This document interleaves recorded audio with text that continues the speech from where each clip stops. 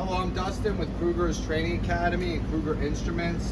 Today we're going to be going through the RP test procedures, utilizing the USC 10th edition and also having mock failures. It's going to help you prepare for the exam either with ABPA or AWWA, depending on what state you're in. I'm not sure what you're looking for or how you got here. Also, just to break down, we're going to break down how to put together a failable rig. So if you're proctoring or you're doing your own classes, definitely check us out. We do resales for the Kruger Instruments TK2.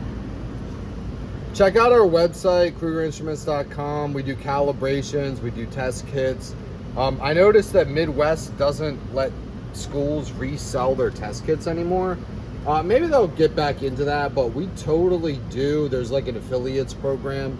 So definitely check us out. It's a 2-valve test kit, aluminum body, ASSE 1064 compliant, they call it. We do not have a USC approval, but actually most of them don't. So like the Midwest 845-5 totally doesn't have a USC approval, but I guess they reviewed it against the 9th edition back in like 2002 or something. So I guess they get a pass. If you're proctoring ABPA exams, keep in mind we actually are looking for proctors. It's a really good idea for training schools to have third-party proctors or just proctors that work for you, but they're not the guy who did the instruction. Definitely check us out if you're looking to proctor stuff on the side. I don't know how busy ABPA keeps you or AWWA keeps you, but if you have a proctor certification or you're about to get your proctor certification, definitely check us out. If you have your own school, it's not really a big deal. Like, you know what I mean? Maybe you teach in Nebraska, we teach in Iowa, you know, you teach in North Carolina, we teach in Virginia, something like that. Definitely work something out. But if you have a third-party proctor or someone other than the instructor, it's definitely useful to have for the class. Reach out to us. It's Kruger's Training Academy at gmail.com. So today, if you have a prep stand and you don't already have these failures on it, you probably should. I don't know if you're doing an exams or, you know, without failures, or you're just kind of like messing with the check valves.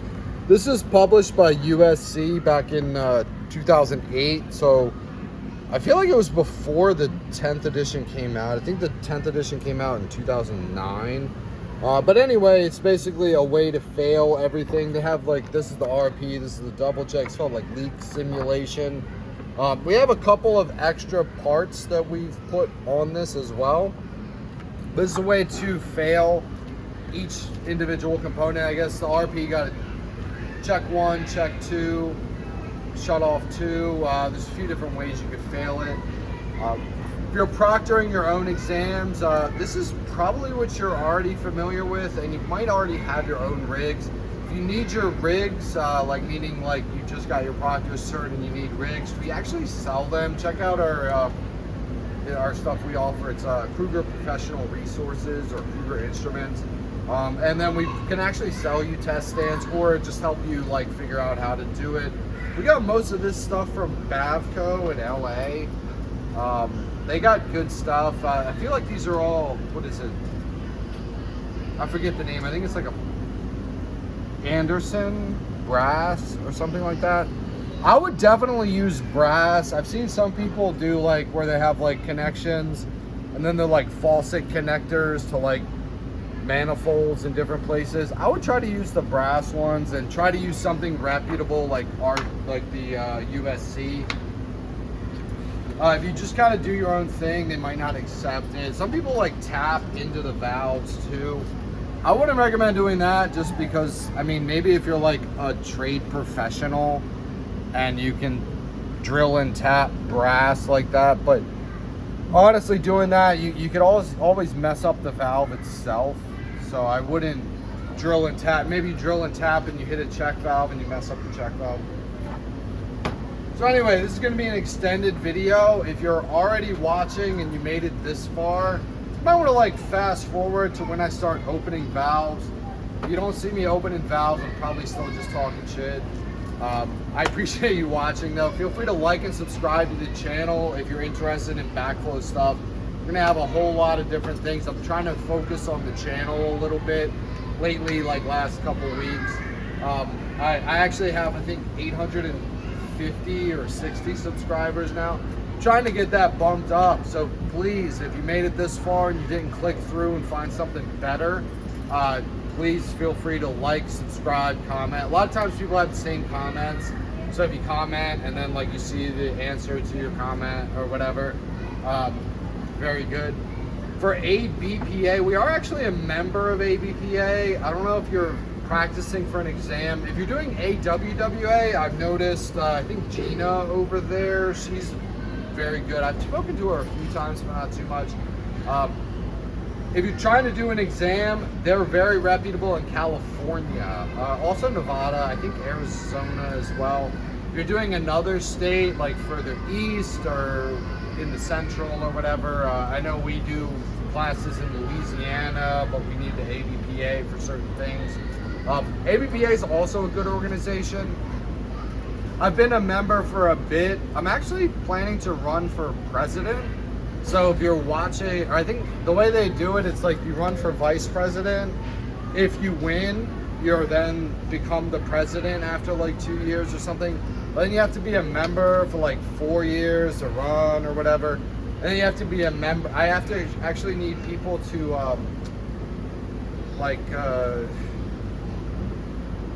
what do they call it? Appoint or something. I guess like you have to recommend me to run for president.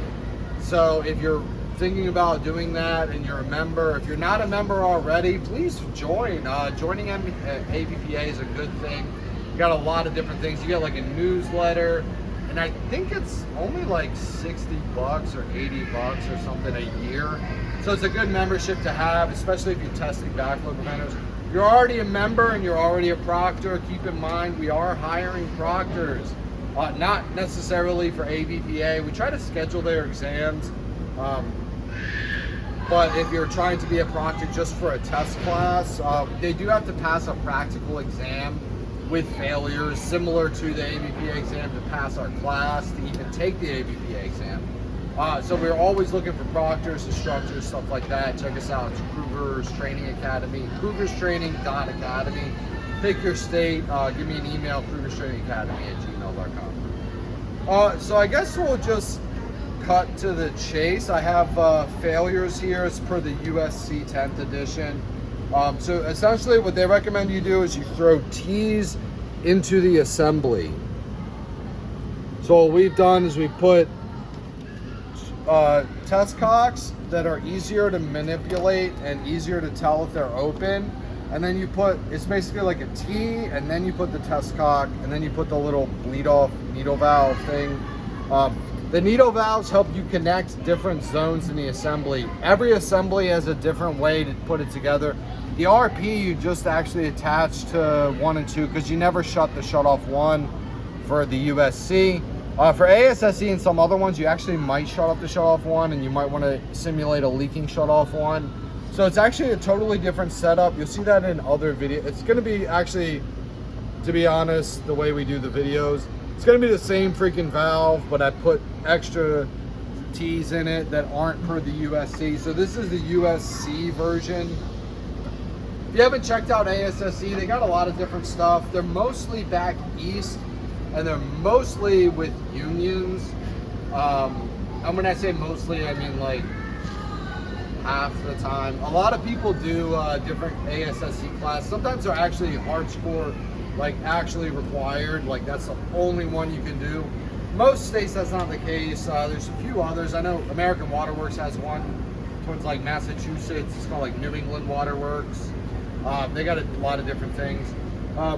But yeah, if you're only familiar with the USC test procedures and you're doing testing proctoring, there are a lot of actually different versions of them. Some of them are more efficient in the field and things like that. So we just have the base USC ones. We also added an extra one.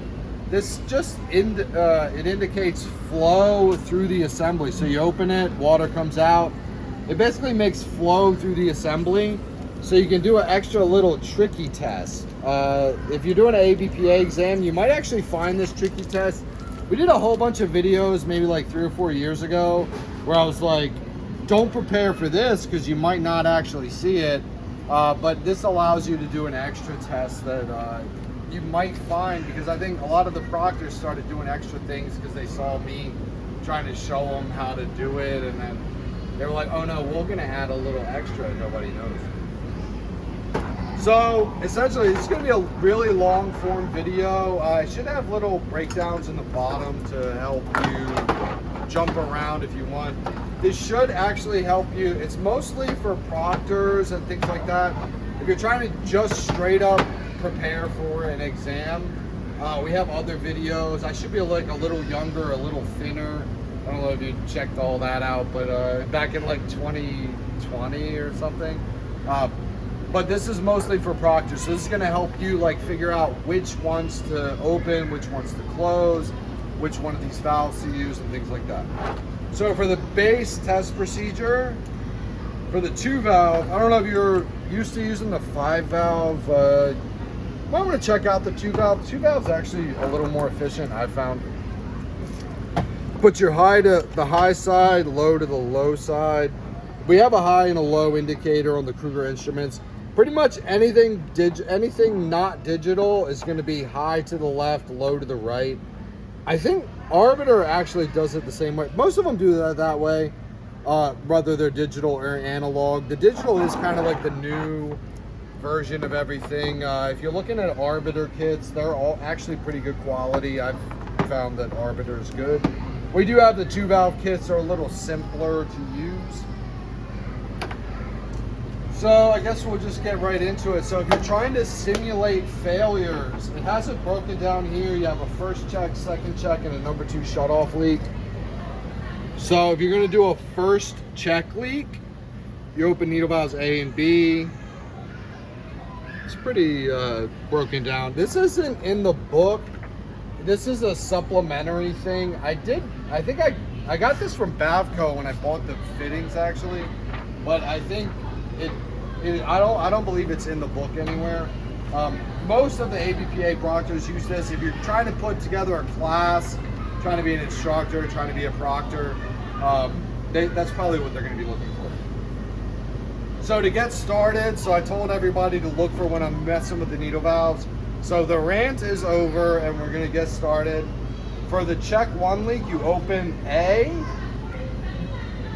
and open B.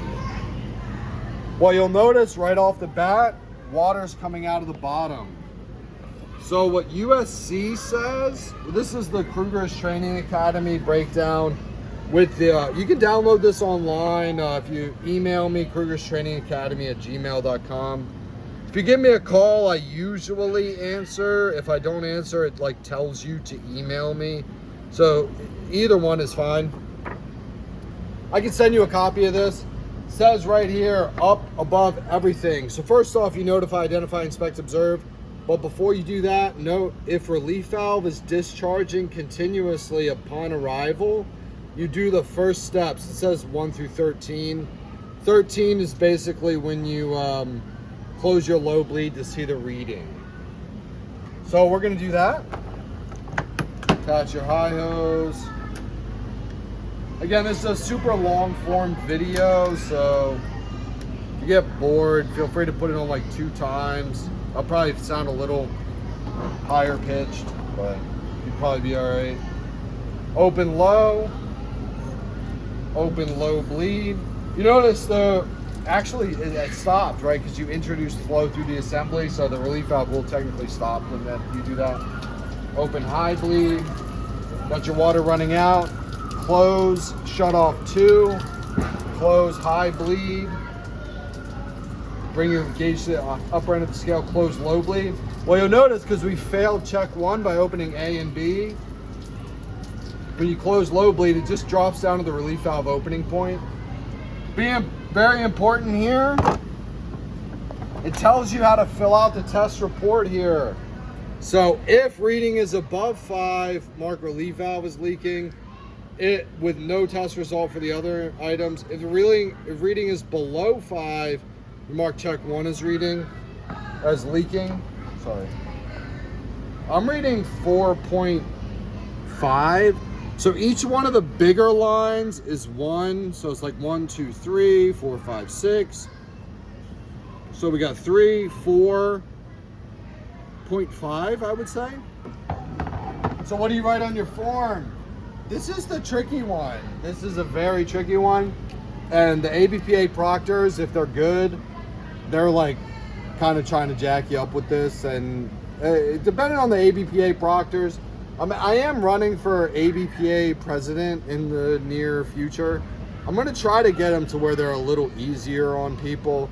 But a lot of times they kind of want you to fail. So what do you write here, right? Leaking. Do you just write it's leaking because it's below 5? It has to be at least 5. Nothing on anything else. And you'd be like, cannot test RV or check valve 2 due to check valve 1 leak. Fail. Then you hand it to the proctor. If you're proctoring an exam and you do this test, that is what you should be looking for. You know, like, I mean, you put a leaking check valve. Sometimes they write like 4.5 on check 1. Check 1 is freaking leaking. It's not good at 4.5. It's not holding 4.5. It's just like has 4.5. They write 4.5 here. That's not correct. If you get a relief valve opening point, actually the relief valve opening already came, right? So you don't really know the opening point. It's open at 4.5, but that doesn't mean it's the freaking opening point. So you leave that blank. Check valve 2 you can't test because with the 3 hose on the bigger assemblies, you can't test it. So that's what you should be writing on your test report. I'd made a couple of videos a few years ago, like I was saying, and what I've noticed is people have been adding stuff to their test stuff just to screw people up, which I think is good. I mean, hey, like make sure they got it right. So what we've done is we've added exactly what they've added. We added an extra bleed off. So this introduces flow through the assembly with shut off too. So like you could actually introduce like flow through the assembly using the bleed offs, but it indicates a leaking shut off too. So what they do is they open this, and then if you notice, the relief valve is no longer going off.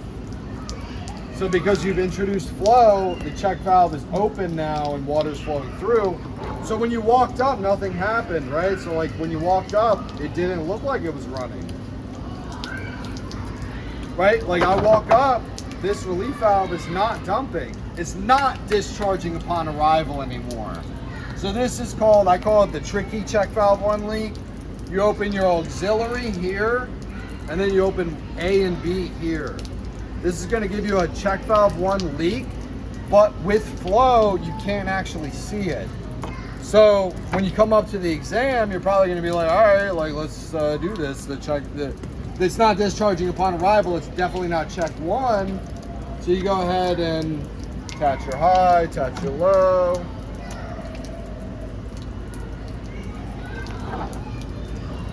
Open test cock 3. These are like easy out, that like I guess they're like indicator test cocks or whatever. If you're having a test prep stand and you're doing a class, it's really good. If you're doing videos, it's really good. If you're in the field, you're never going to see this. And then if you're doing an exam, you might want to have it where you have a screwdriver, because it kind of messes people up when you do that. Because then they have to get the screwdriver, they have to remember everything. So you open 3, open low, open 2, open high. Then what happens, right? You have flow through the assembly, so it shouldn't dump. I haven't actually tested this. When you shut off 2, right, you still have your differential pressure, right? So then you shut off, or you shut high, get it up to the end of the scale, close low, and now all of a sudden you have a problem.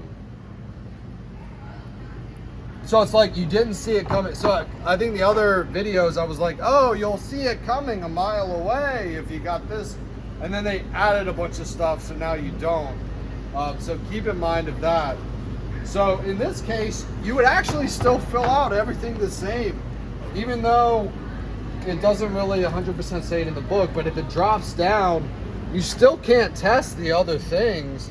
So even though it's not discharging upon arrival the way they say it, you would still fill out everything exactly the same.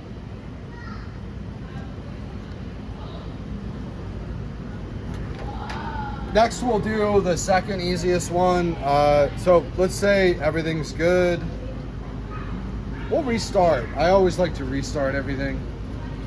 So let's say you have a shutoff 2 leak with back pressure. That will be the second easiest one. The relief valve opening point being too high is like very rare. Or be too high is fine, but too low, like if it just never opens, that would, I don't think they're gonna figure out. I don't think they're gonna game it around. You just have to mess with the valve. If it doesn't open, it doesn't open, but it's like there's no more auxiliary steps or anything.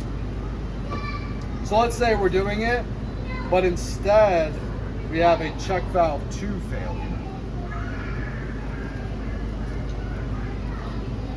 What happens, attach high, attach low,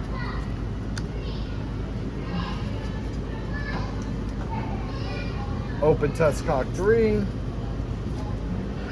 open low, open test cock 2, open high. You notice this jumped a little bit when I screwed up here.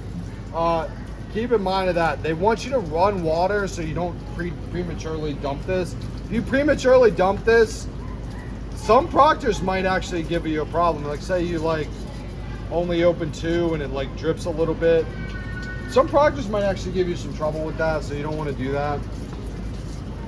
Close outlet, close high, get your low to the upper end of the scale, close low. This is your apparent reading. You don't actually write this down. Some people looked at that. You don't really, this is your differential pressure reading across check 1. That's 100% clear. But it's possible that shutoff's leaking.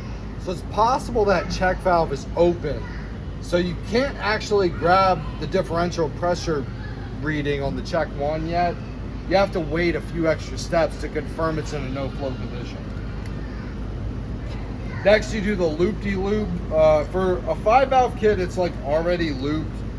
For the 2-valve kit, it's not. For the 3-valve kit, I think also it's kind of already looped. This is already bled because we just bled it. Open high, open low. It says maximum a quarter turn.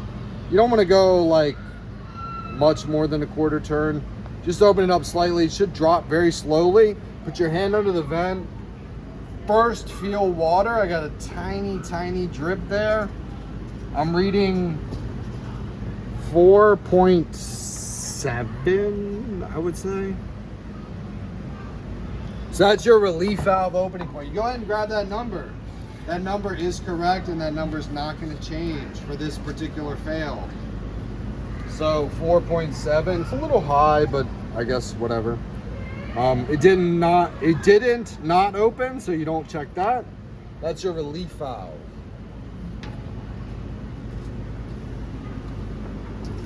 Now we'll do the test 2, check tightness of check 2.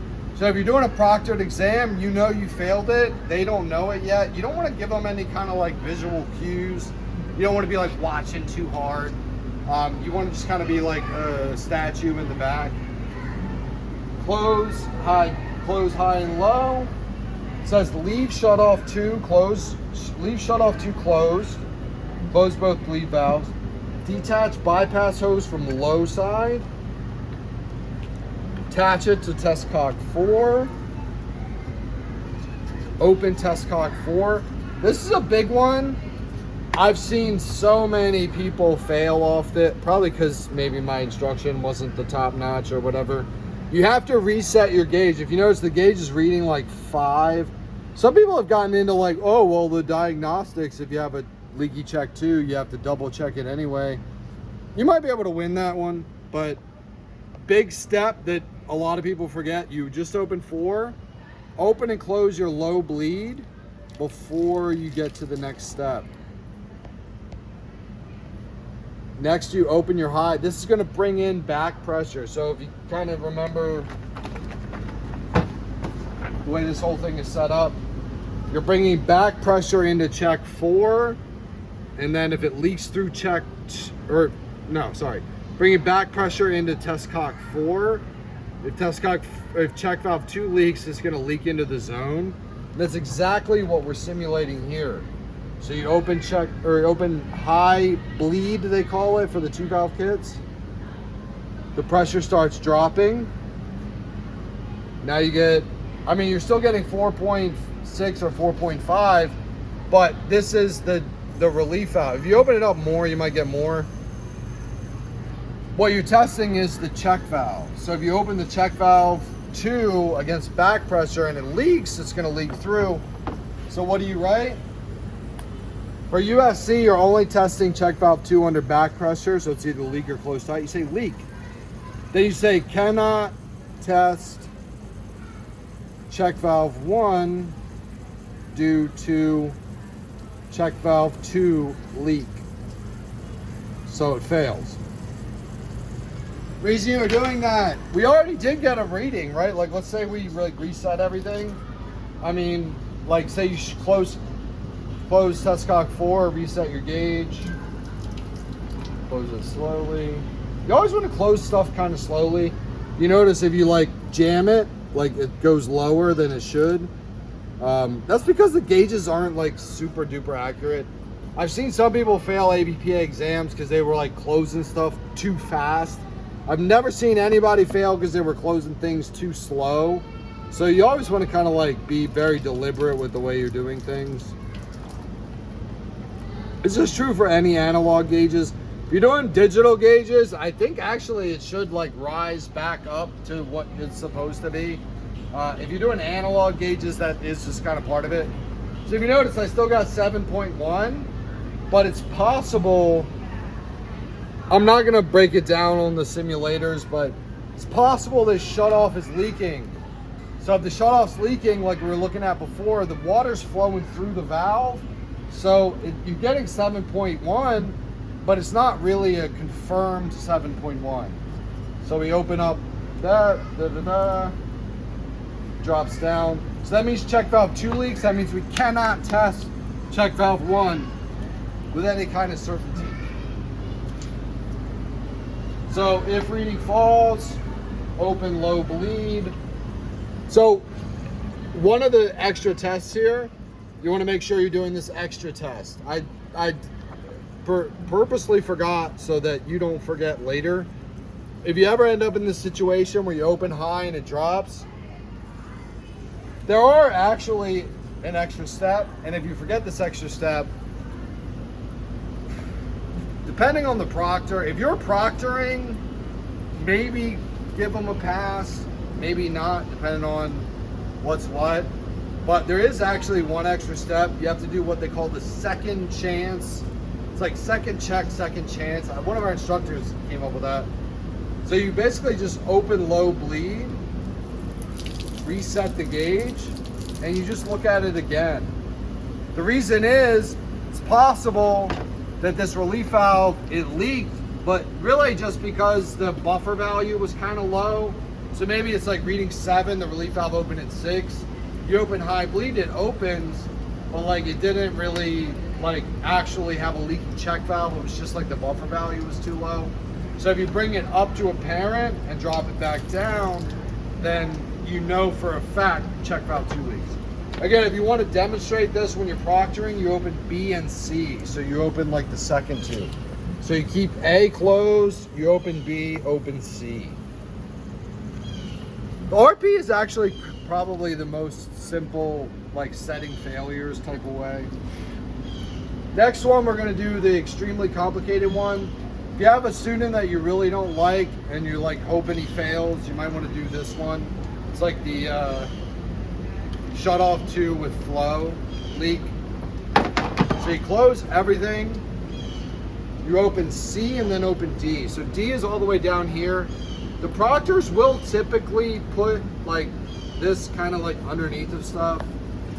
They don't want people seeing it. Reason being is when you simulate the leak, it's kind of like water's coming out of it.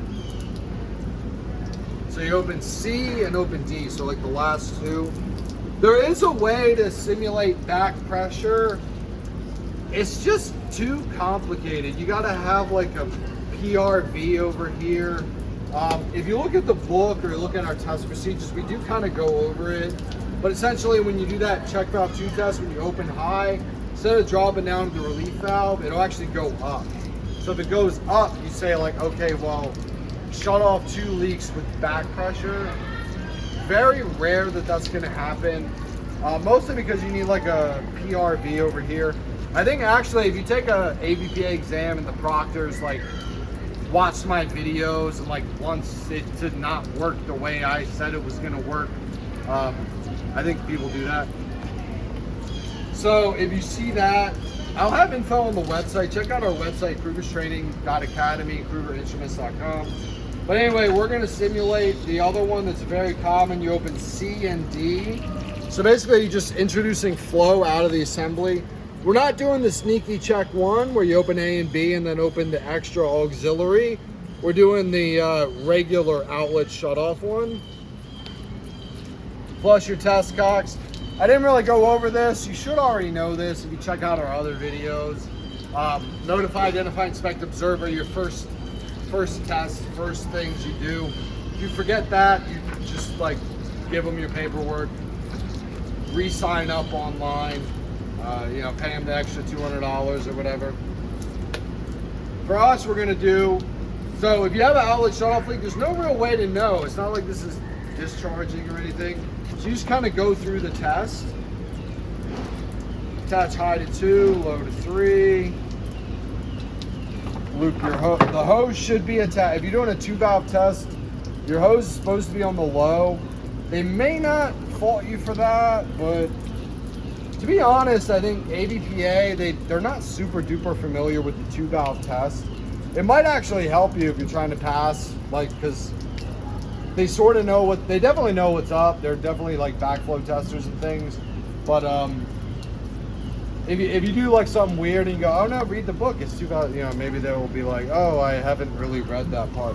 Also 3 hose, I think 2 valve, they're gonna be more like familiar with than 3 valve. 3 valve, I think they're like super unfamiliar with, I've noticed. Because the 3 valve, a lot of times to reset the gauge, you have to like loosen the hoses and things, and they're not ready for it. So you open 3, open low bleed. Again, you shouldn't be banging anything super fast open. So you just like, I'm gonna simulate it, but if you bang it open, I bet you this jumps. Oh, it didn't, okay. But well, if you, under certain circumstances, it might jump, but under this circumstance, it didn't. So you just open you want to open everything kind of slowly. Close your outlet shut off.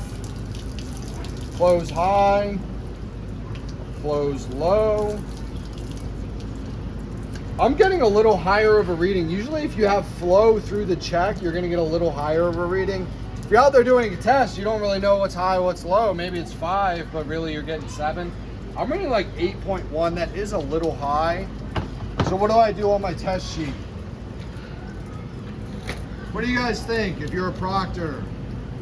What do I do on my test sheet? Comment to say what you think. Subscribe to lock it in. I'm joking. Actually, like, you should know though, right? Like, you guys know? You don't write anything. You're not testing anything. You're just getting the apparent. This is the apparent. I know what you probably weren't thinking that, or you were shouting it out, or you commented like, this dude's a menace. What is he doing? You don't write anything. You're not taking any readings. You're just getting the apparent. What do? We loop our hose.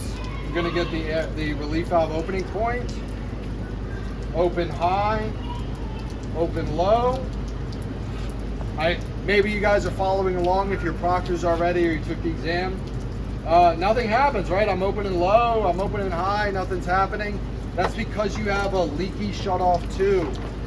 It's not a sneaky check 1 leak, it's like literally the shut-off is leaking. So what do? On our procedures here, breathing drops to 0, doesn't work.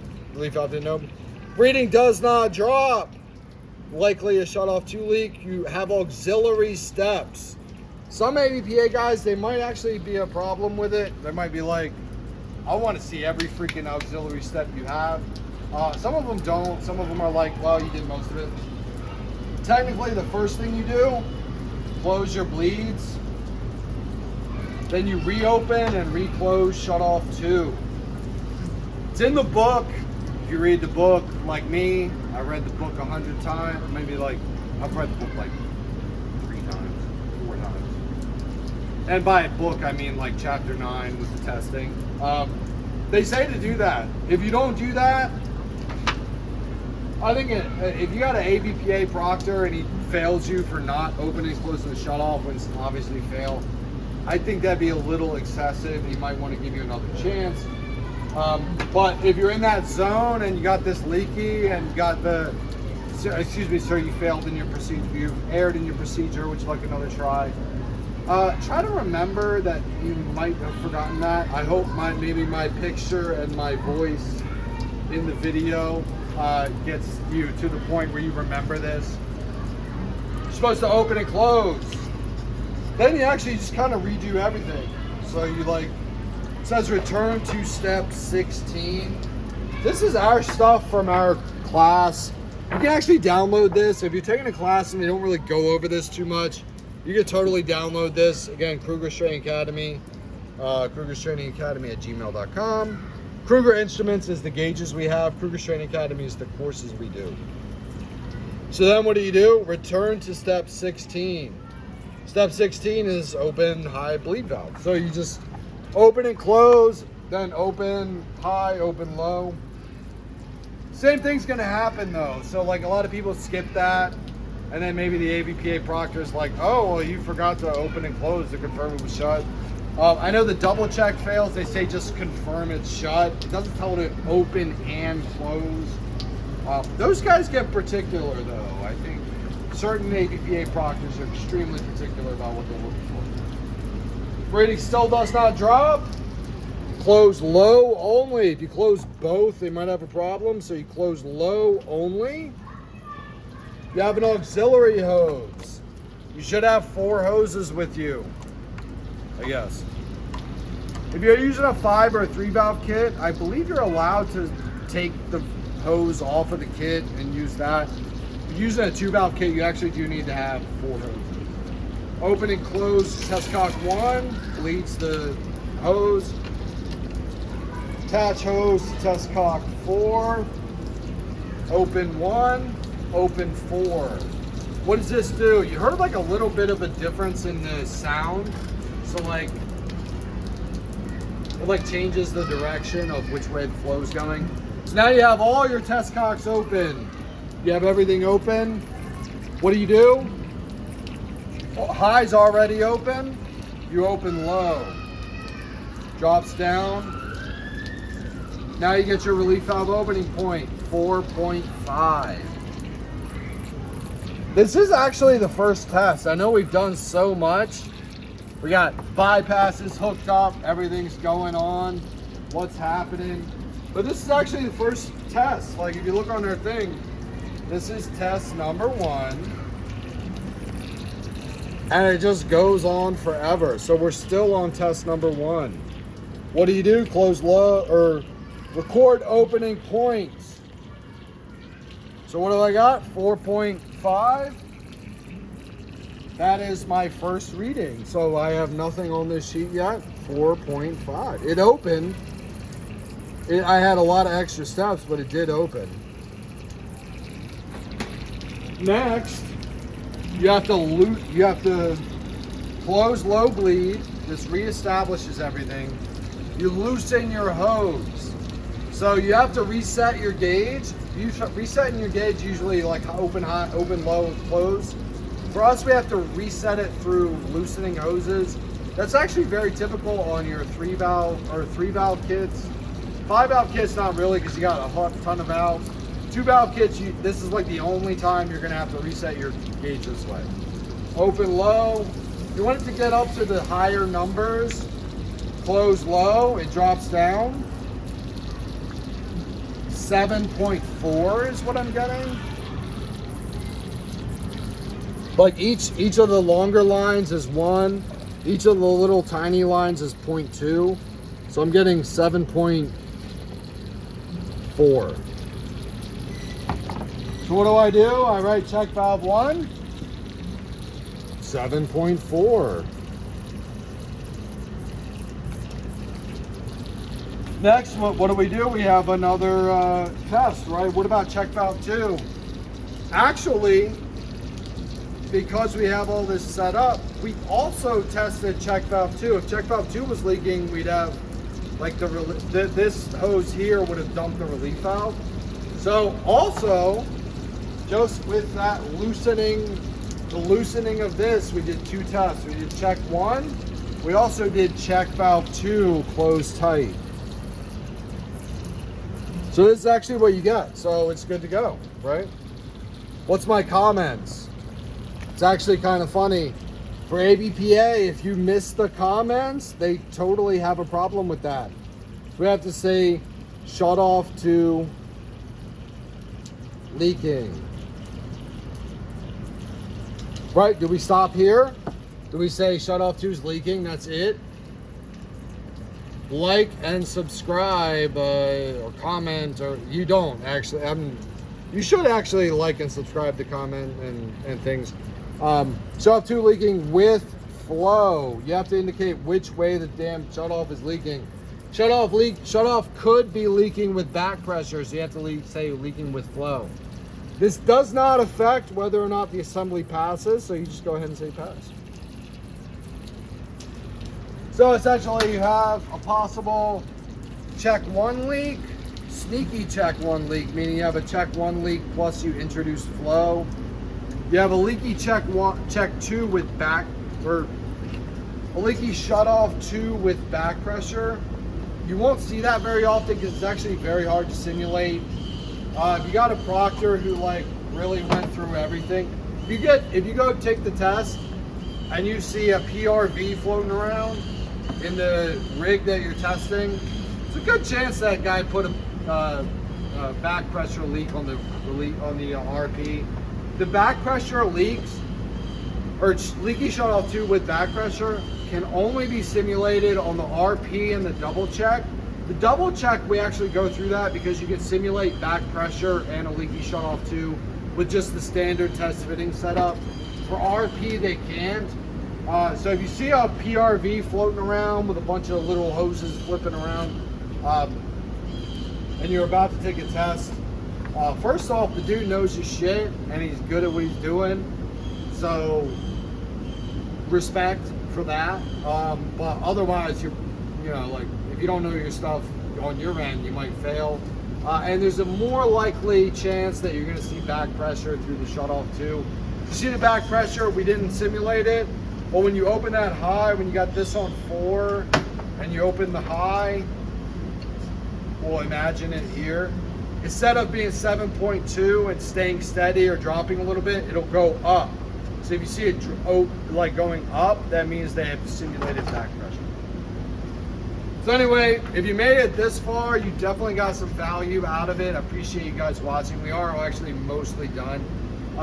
Definitely take a second to like and subscribe. We got a lot of different videos, do a lot of different classes. We're pretty involved in the industry. Again, if you're doing an ABPA exam with this USC stuff, I'm planning to run for the president. So definitely nominate me for president because I can't actually run without a nomination. And I don't want to tell like one of our employees who's also a member to nominate me. It's just kind of cheesy. So definitely like, subscribe. If you're trying to be a proctor, we're totally hiring proctors. Since we're like a school and we do our own tests, I don't believe there'd be any conflict of interest if you're already an AWWA or ABPA proctor.